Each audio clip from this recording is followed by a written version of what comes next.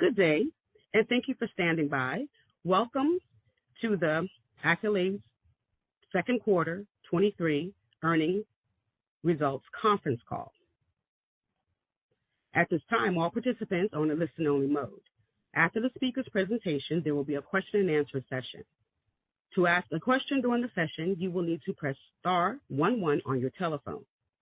Please be advised that today's conference call is being recorded. I would now like to turn the conference over to your speaker for today, Todd Freeman, Senior President of Investor Relations. Please go ahead, sir.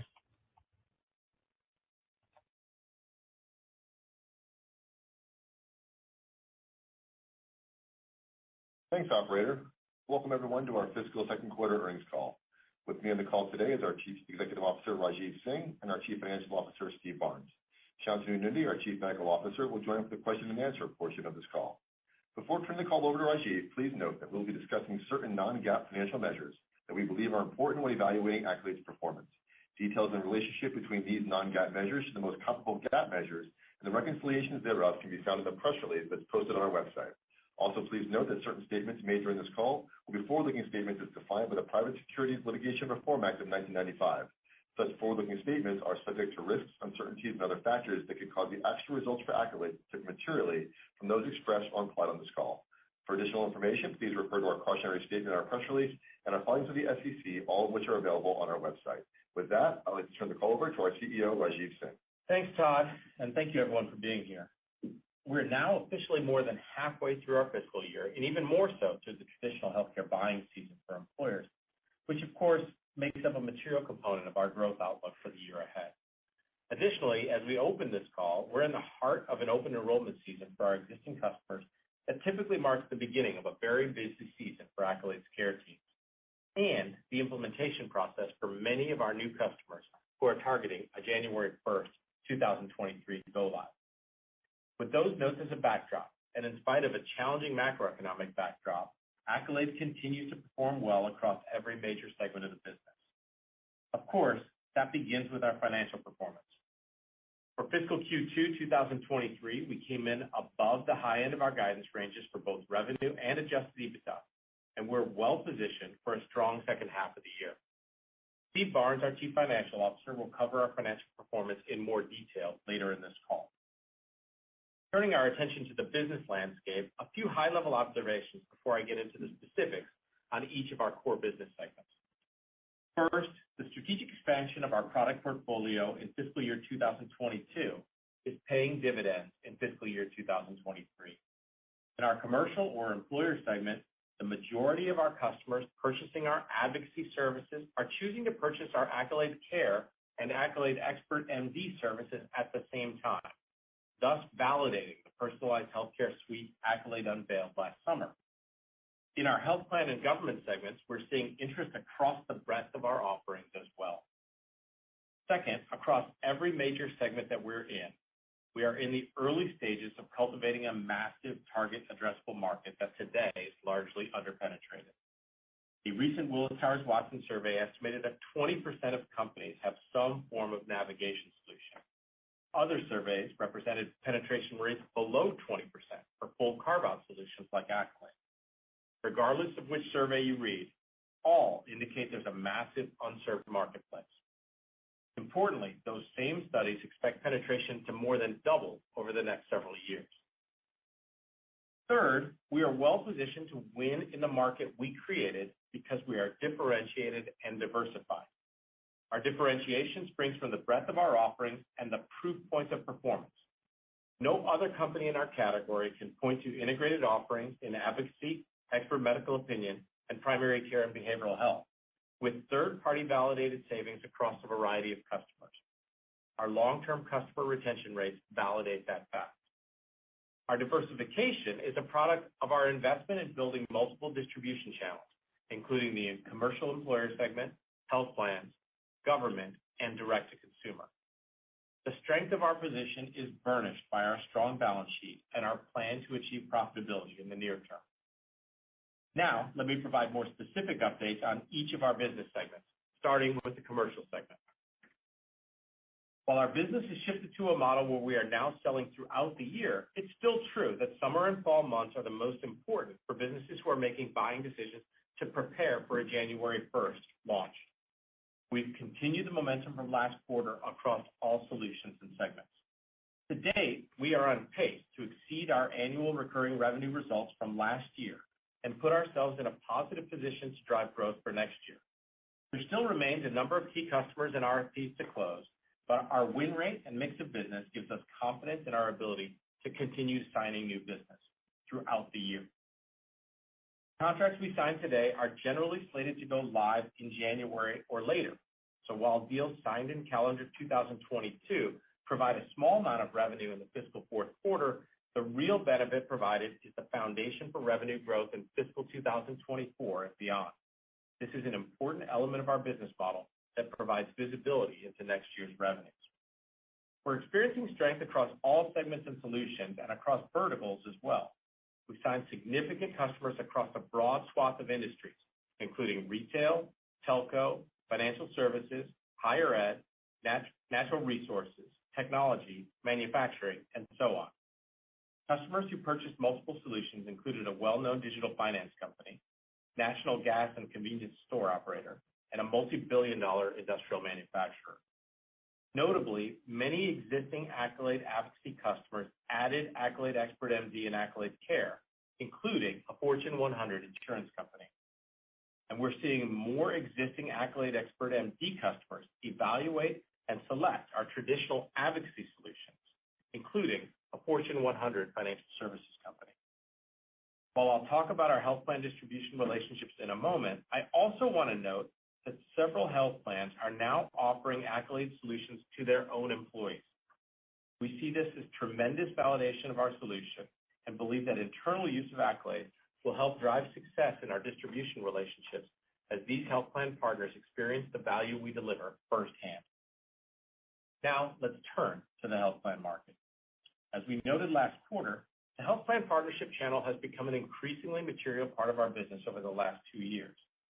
Starting with our expert medical opinion relationships with key national and regional plans like UHC Optum, Aetna, and BCBS Michigan, advocacy relationships with Humana and Blue Shield of California, and now into multi-product relationships with carriers like Priority Health in Michigan. We expect more relationships to materialize in the quarters ahead and also expect existing relationships to continue to expand as we continue to demonstrate our value to them and their members. Our partnerships with health plans, much like our relationships with our trusted partner ecosystem, reflect our long-held belief that fixing healthcare for people in this country is a team sport and that we have to partner with like-minded companies to make it work for as many people as possible. From a growth perspective, the health plan channel is adding new marquee logos to our roster.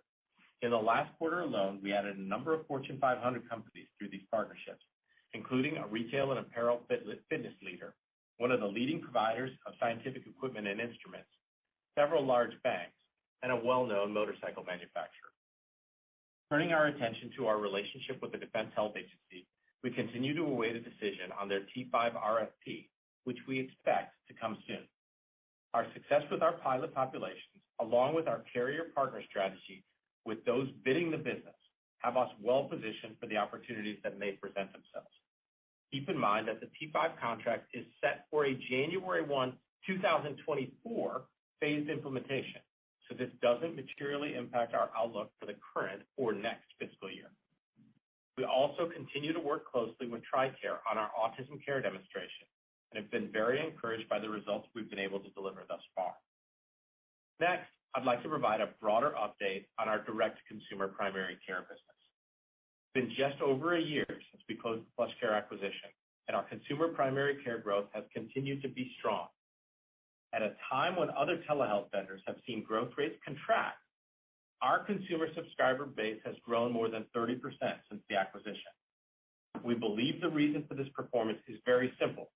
While others have focused on virtual primary care as a replacement for urgent care, PlushCare was built from day one as a true primary care solution. The impact on growth is substantial. We see more repeat visits during the year than traditional telehealth vendors, which provides better predictability and sustainability for the membership base.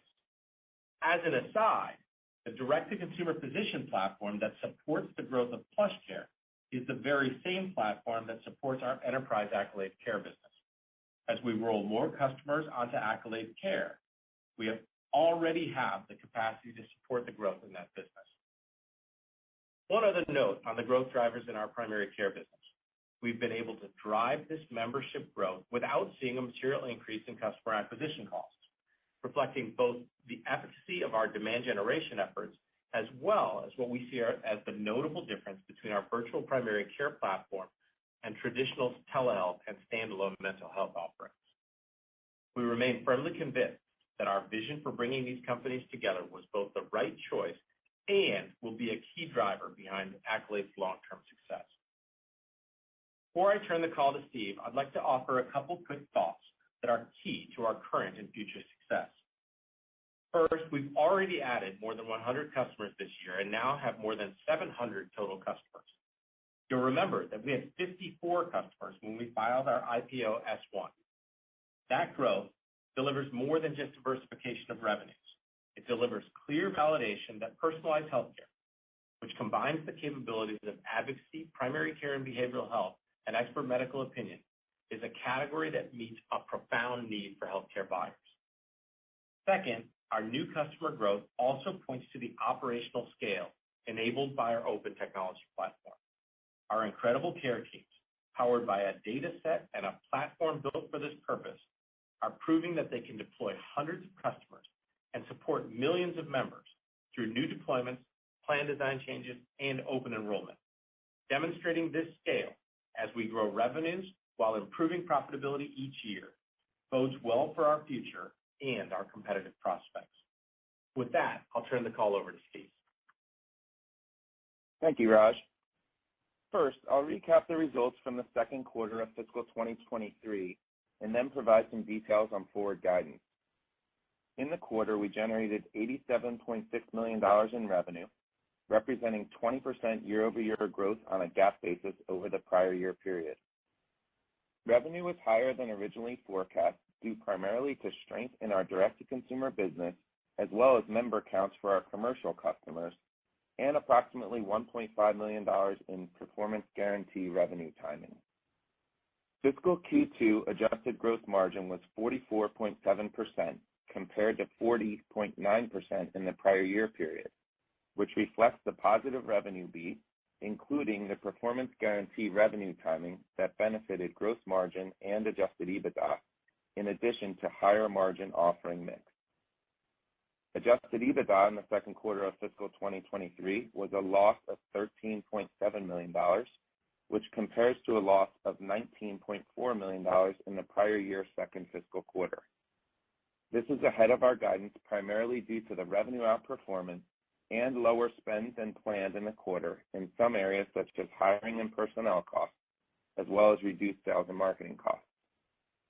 Note also that we took a $3.1 million charge for severance costs in the second fiscal quarter associated with the staff reductions we discussed in our first fiscal quarter earnings call. This amount is excluded from adjusted EBITDA given its non-recurring nature.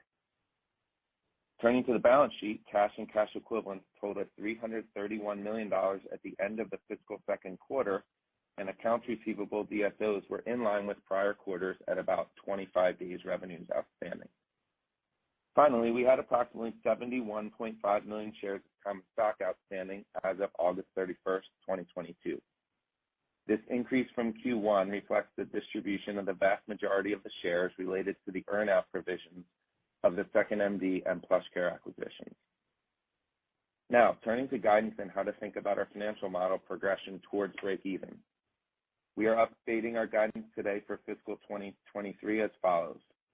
We're now forecasting fiscal 2023 revenue will be in a range of $358 million to $365 million, representing growth of approximately 17% at the midpoint. And we are maintaining our adjusted EBITDA loss guidance between $35 and $40 million. As Raj outlined earlier, we're having a strong selling season and feel confident in our business and our ability to achieve our growth targets. We are always mindful of the economic environment we're operating in, particularly the uncertain impact of inflation on overall healthcare spend, overall employment trends, and company buying cycles. As such, we take the viewpoint that outperformance in a quarter in this environment particularly serves to de-risk the lower end of our guidance, much as we did in the first quarter. And as Raj also noted earlier, our strong ARR bookings fiscal year to date gives us increased confidence in our outlook for fiscal 24 revenue growth. And with respect to the fiscal third quarter, we are providing guidance today of revenue in the range of $86 to $88 million and adjusted EBITDA loss in the range of $11 to $13 million. And with that, we are reiterating our objective of positive adjusted EBITDA and cash flow in fiscal 2025, which aligns with calendar year 2024. As I noted last quarter, our convertible bonds are not due for approximately 3.5 years. So with $331 million cash on hand, we have more than adequate liquidity to achieve our financial plans without going back to the capital markets, placing us in a strong position to execute against our objectives. In short, we continue to believe passionately in the strength, depth, and breadth of our platform, the diversification of our offerings, our revenue streams, and our customer base. And we have an engine built for growth and sustainability, which will ultimately drive significant positive cash flow. And with that, we'll open the call to questions.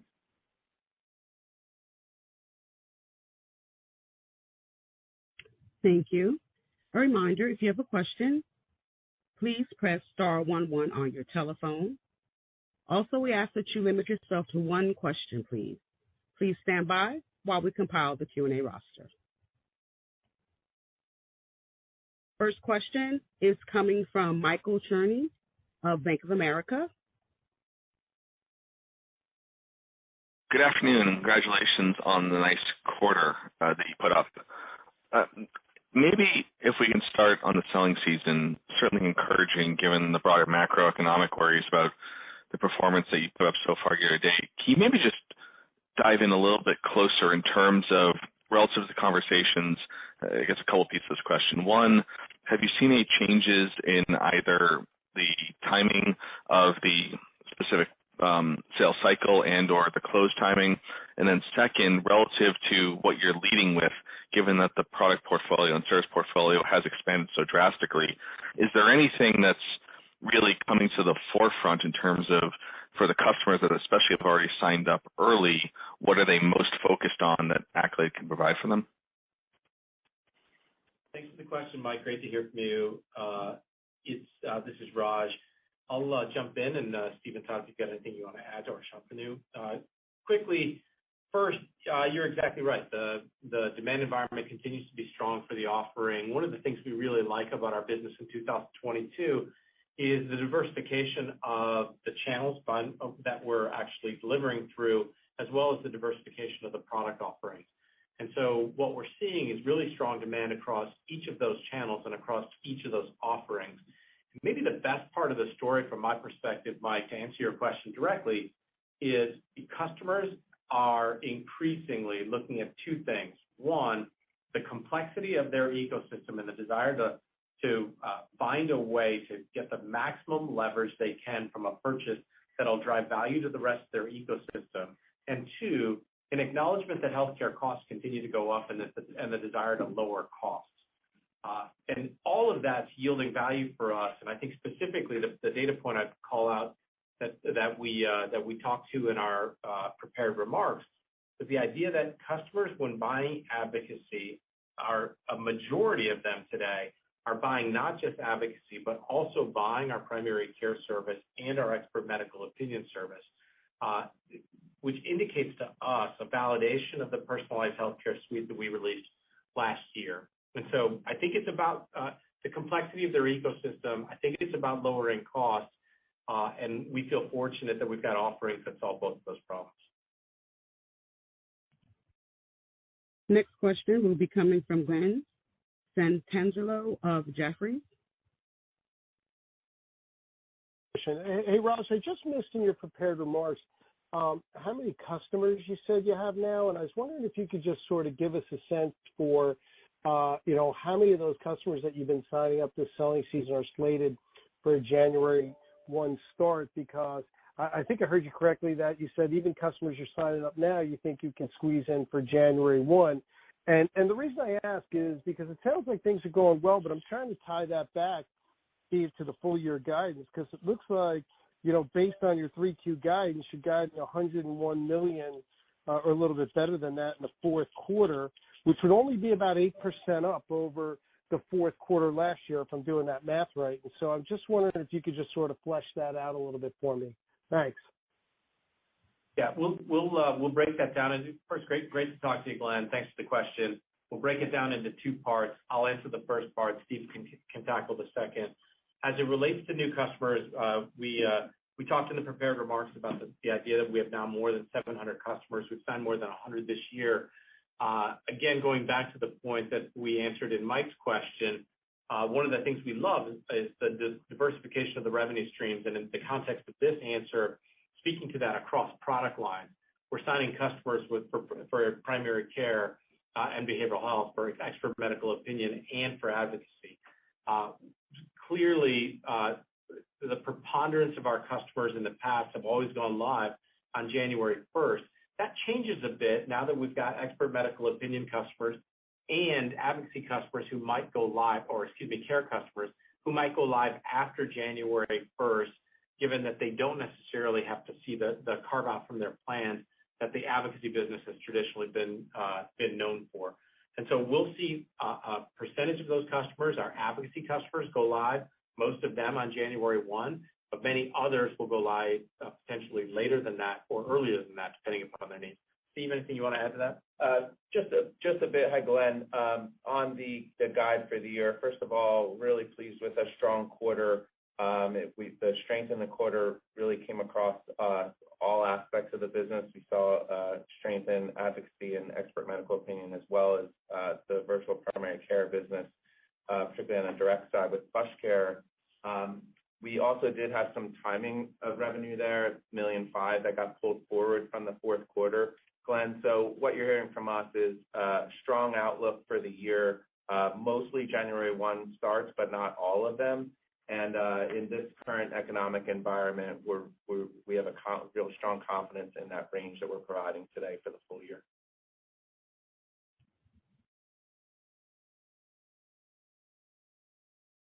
One moment for the next question. Your next question is coming from Jonathan Young of Credit Suisse. Please go ahead with your question. Hi, thanks for taking my question. I was just curious on PlushCare and the strength you're seeing there. I was wondering if you could expand on that. And are you guys seeing higher levels of utilization just from the population base and it's just remaining elevated, or is it actually accelerating? And then given some of the shakeup in the telehealth entities in recent months, do you see yourself taking share from them, or is it just core growth of the market and you're just exceeding the market? Thanks.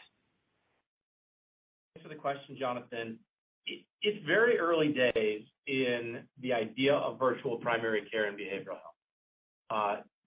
2020 with COVID and the pandemic really saw an explosion in urgent care utilization, as you might expect, in telemedicine for urgent care, as you might expect.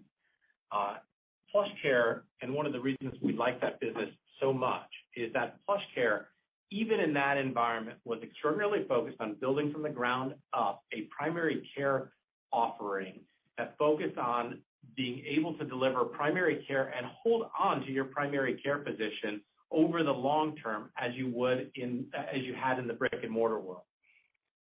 So we believe that, first of all, to answer the first part of your question, these are early days, and so this isn't about taking share from other telemedicine players. Instead, it's about creating a brand new market space and being the leader in that brand new market space. The second part of your question, in terms of perhaps extrapolating the question a bit, and speaking to our growth rate versus the growth rate of other players in the space, not knowing their businesses exceptionally well, what we can say is this: we are unique and differentiated because we're a primary care player with behavioral health embedded in that primary care, different than the urgent care offerings that most of our competitors are talking to. Our capacity to have a primary care physician stay with the patient on the long term leads to better long-term retention rates. and therefore leads to better growth rates than other players are seeing. We're also seeing that while at the same time seeing customer acquisition costs come in at better than expected levels, which is something that we're really excited about as well. Thank you. While we prepare for our next question. Next question is coming from Jailendra Singh of Truist. Please go ahead. Yeah, thank you. And thanks, Raj and Steve, for all the color on all the contract wins. I was wondering if you could share some color around the trends you saw around the pricing or even contract structures for next fiscal year. For example, you guys have talked about a shift to more risk-based revenue in the past. Did you see that accelerating for next year? And is that varying by products and solutions? And how is that shift impacting employers' willingness to work with the vendors in the space? Thanks for the question, Jailendra. Great to talk with you.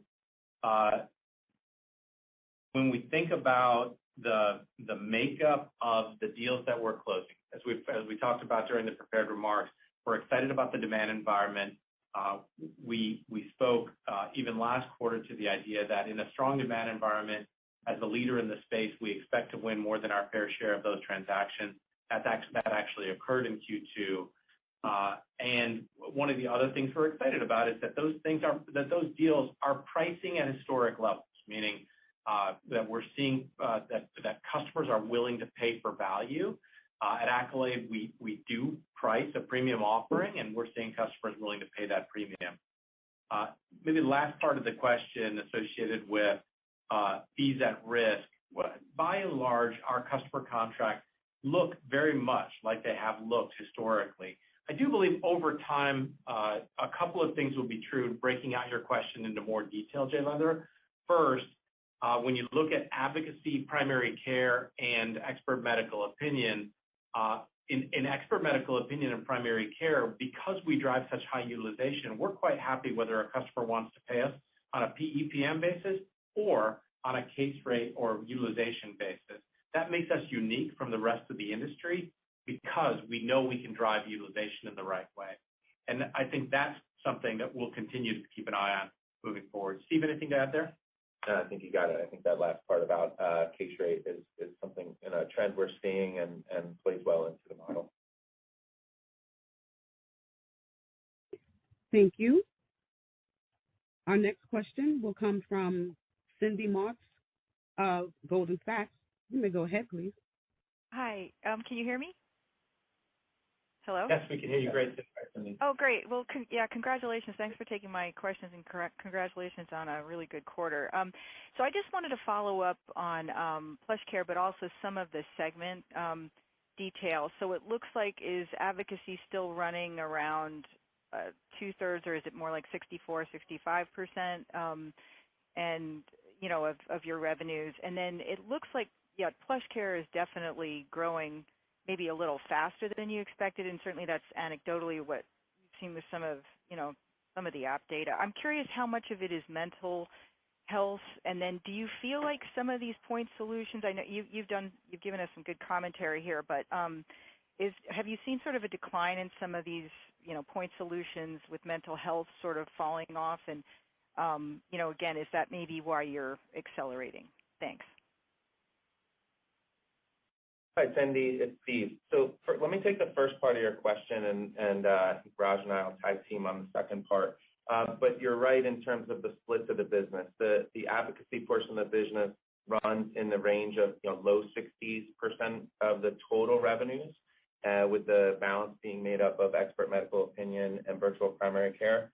And you're right, the PlushCare side of the business is growing a bit faster. And we commented last quarter that the business is growing on a 30% or so annualized growth rate year over year, and that's maintaining through the second quarter as well. So positive performance there.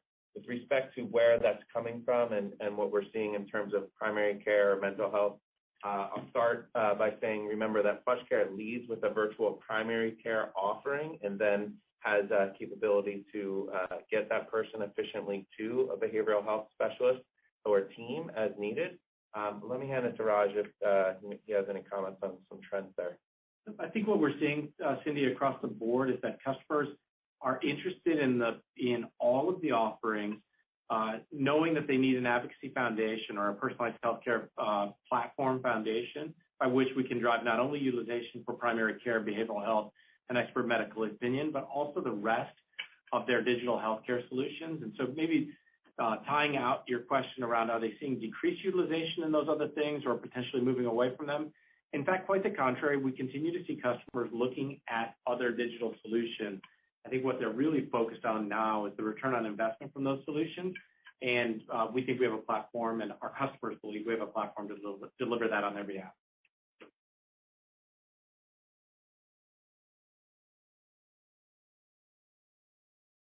Thank you. The next question is coming from Craig Hettenbach of Morgan Stanley.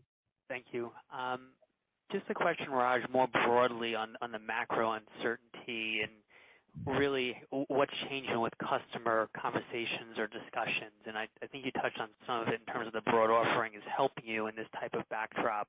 But anything else kind of from maybe the beginning of the year of how conversations have evolved and any anecdotes you can share in terms of what's underpinning, some of your relative strength near term?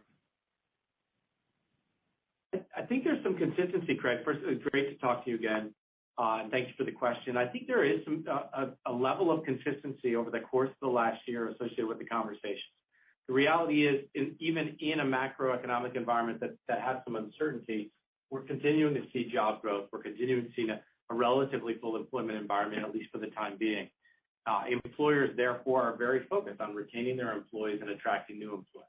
At the same time, there's an acknowledgement that cost reduction from a healthcare perspective is perhaps even more important in the year or 2 years ahead than it was in years past. Accolade has always been very good at being the only proven vendor in the space with independently validated data that speaks to our cost reduction capability.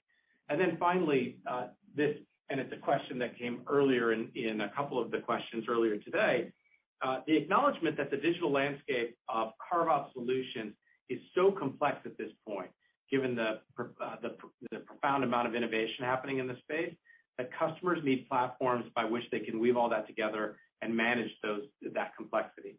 Those three themes are consistent with almost every employer/payer we talk to, and that's why we think we're well positioned.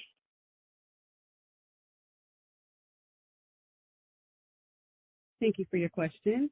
The next question is coming from Stephanie Davis of SVB Securities. Guys, thank you for taking my question. You've touched on this a bit with some of your new wins commentary. So I was hoping we could just kind of fully clarify this. From the new logos in the prepared remarks, are those ads still predominantly ones and twos, like expert second opinion takeaways or PlushCare wins? Or should we think of these wins as more in the larger bundled platform plus category? And to that same token, how is that looking, that mix in your pipeline? Thank you, guys. Thanks for the question, Stephanie. Great to chat. Think about it in terms of quantity, and then think about it in terms of annual recurring revenue contribution. In terms of annual recurring revenue contribution, I think it's fair to say that more than a plurality of those deals are coming from multi-platform deals where they're buying advocacy, expert medical opinion, and care in aggregate. I think in terms of quantity of transactions, the N of number of transactions, you're going to see a greater distribution across some of the smaller deals, potentially expert medical opinion and care being drivers of those smaller transaction sizes.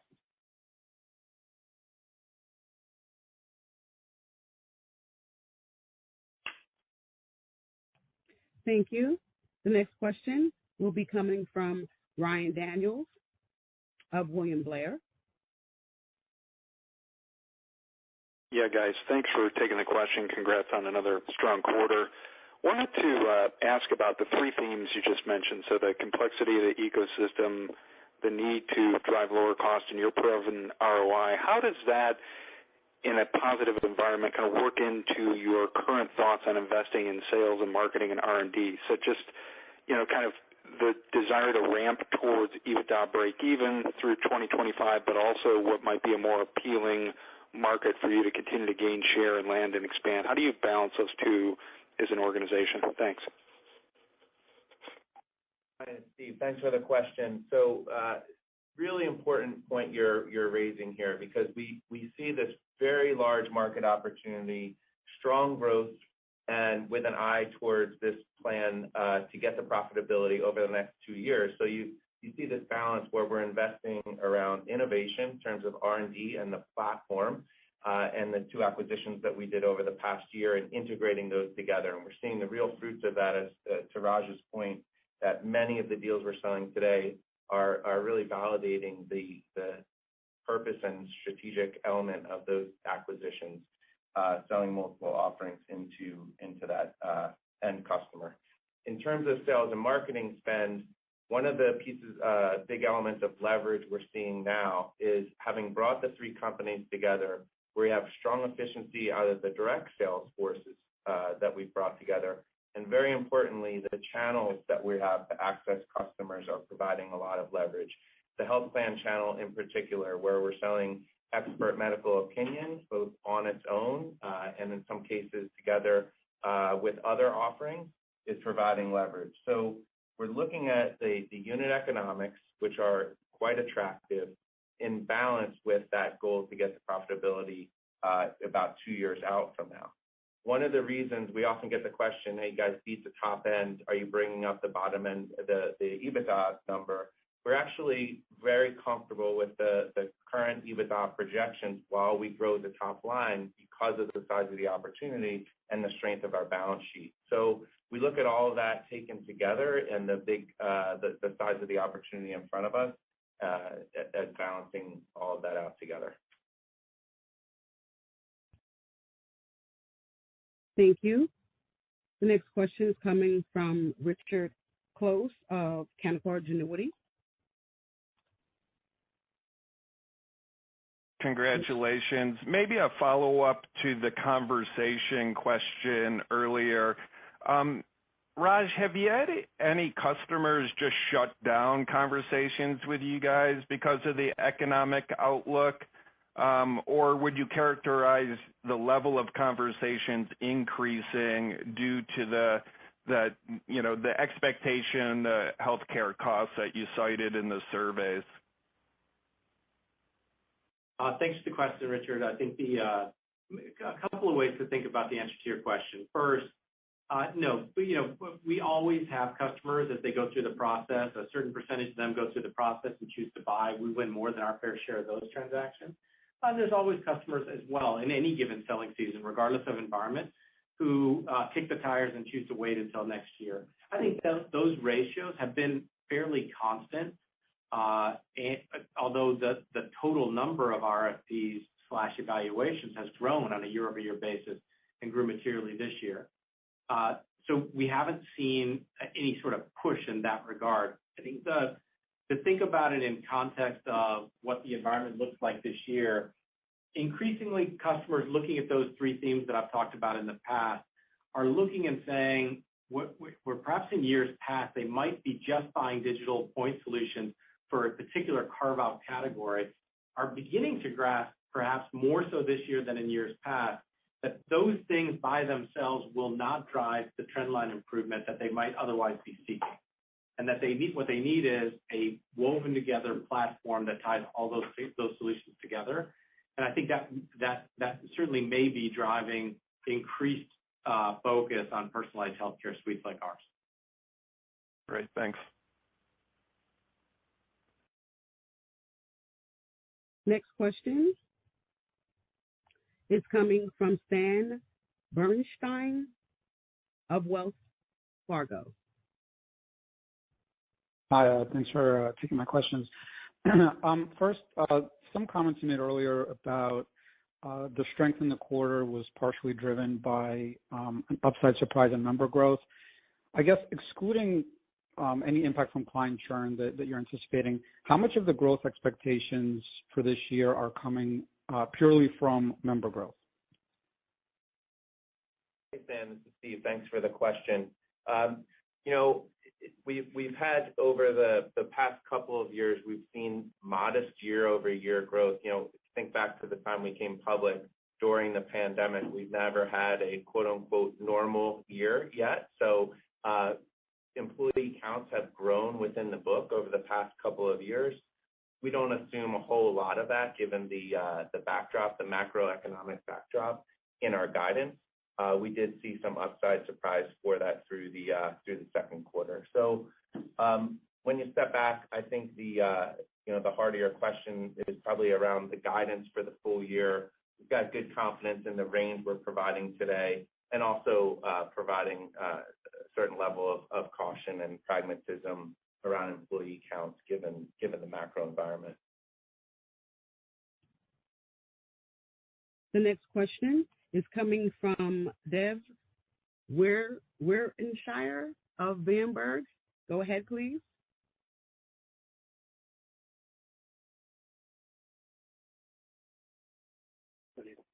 Hi, can you guys hear me? I do. We got you, Dev.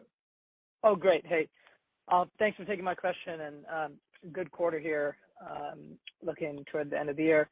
I wanted to talk a little bit about the performance guaranteed revenue. Accolade One was kind of more of a conversation, I think, last year, and has been kind of less so this year. But how are clients thinking about the performance guaranteed portion of revenue, within contracts? Is that an important selling point? And then, what percentage, as a percentage of contract value, is the performance guaranteed portion higher in these new contracts that you're signing or similar to last year? Any color on that would be helpful. Thank you. Hey, Dev, thanks for the question. This is Raj. I'm gonna take the first part of your question. Steve will take the second part of your question. As it relates to Accolade One, think about Accolade One as an offering that ultimately is where customers take advantage of all of our capabilities, plus a select few partner capabilities that when we think embedded with the offering, can drive even better savings and clinical outcomes. What we're seeing this year, which we're really excited about, is the preponderance of customers who are buying from us are buying our three core offerings: advocacy, expert medical opinion, and virtual primary care and behavioral health at the first shot that when they're contracting with us. We expect a number of them to come back and actually procure those partner solutions downstream over time as our customer selling organization goes back into those organizations after they've gone live. And so we're still really excited about the prospects for Accolade One and the opportunity to see that full suite of offerings take place across the preponderance of our customers. I'll let Steve answer the performance guarantee question. Sure. And so to your point, clearly the willingness to put part of our fees at risk is a really key selling point, and the ROI that we provide that's validated for the customer each year through claims, evidence of claim savings continues to be a key selling point. In large part, the ratios of PG or fees at risk to base fees is roughly the same as you've heard from us in the past.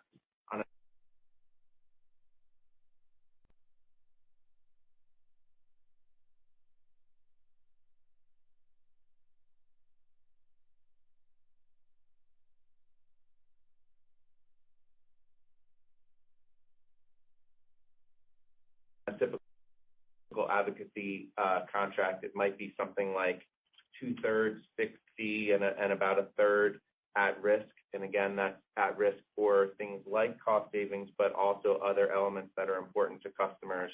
For example, engagement rates, adoption of trusted partner ecosystem partners, and net promoter score or some measurement of customer satisfaction.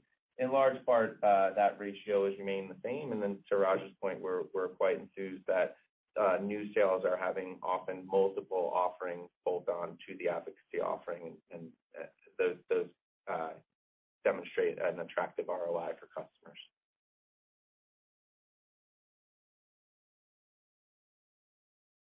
The next question will be coming from Ryan McDonald of Needham. Thanks for taking my questions and congrats on a nice quarter.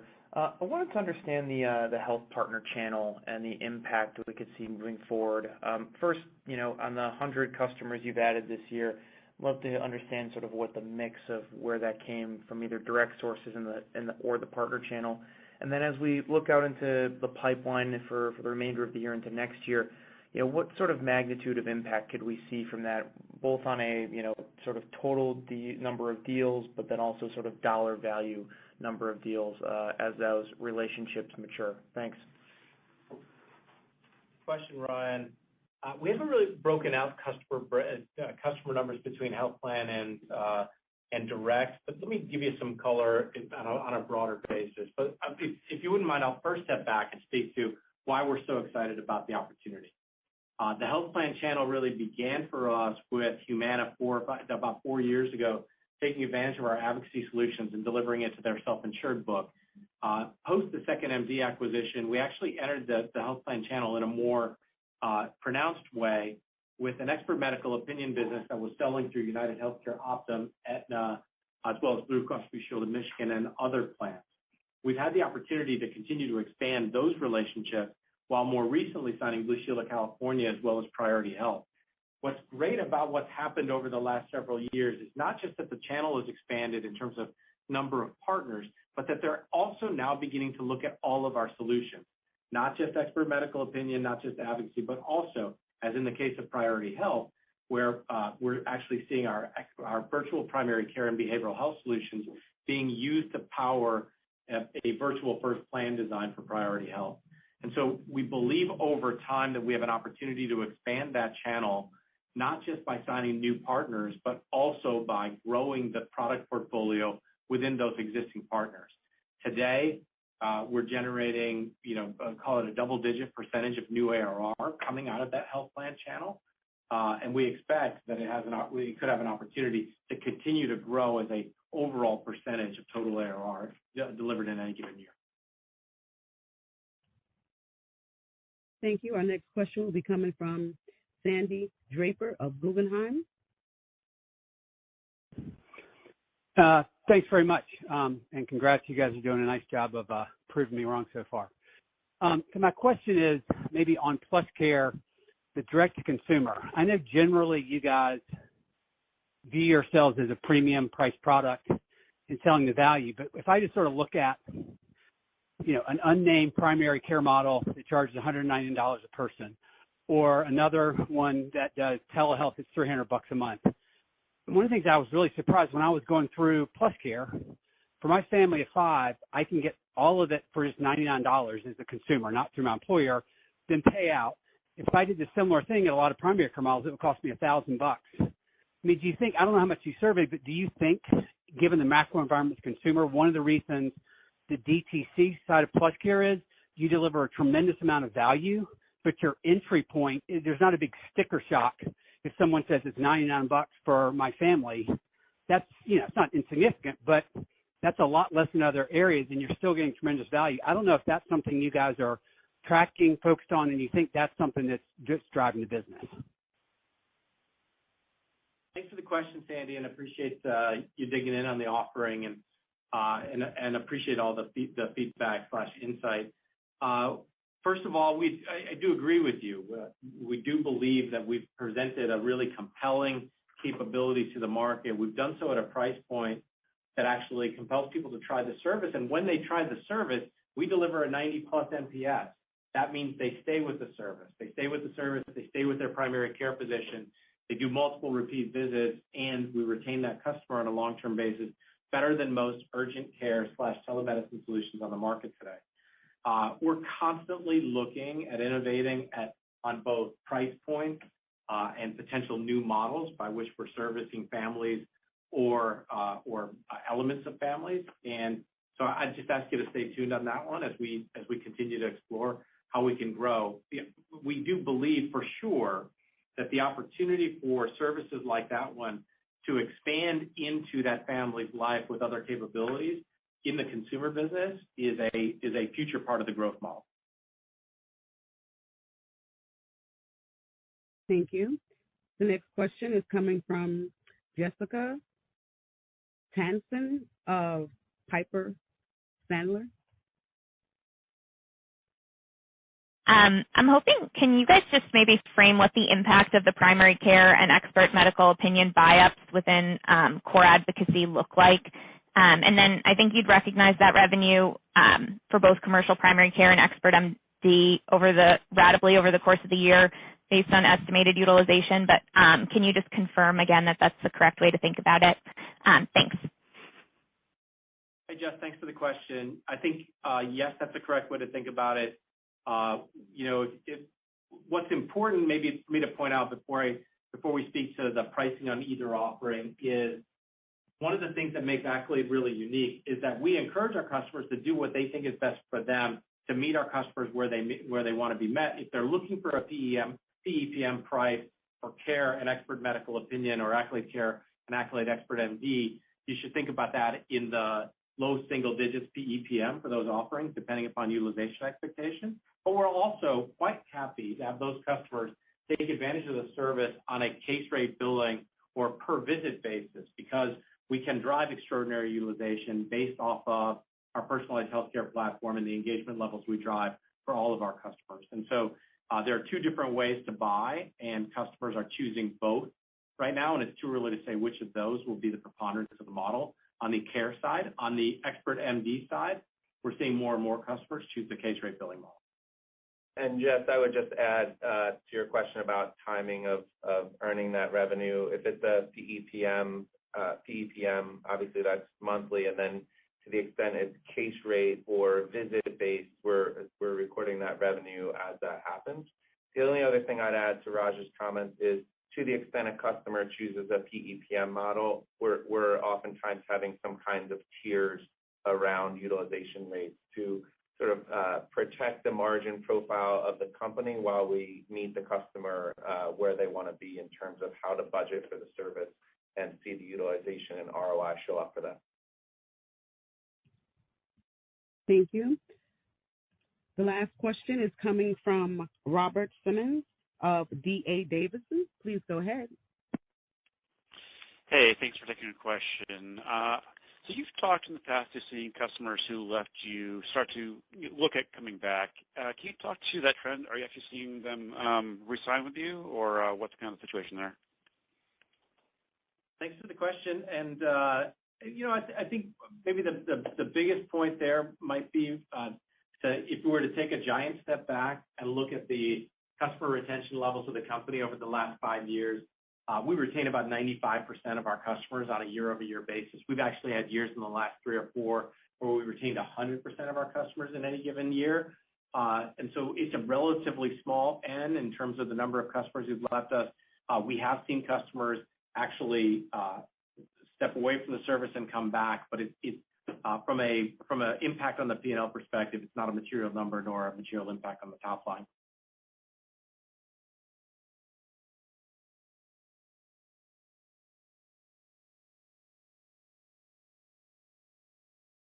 That concludes the Q&A session. One moment. Thank you all for joining the conference today. You all may disconnect.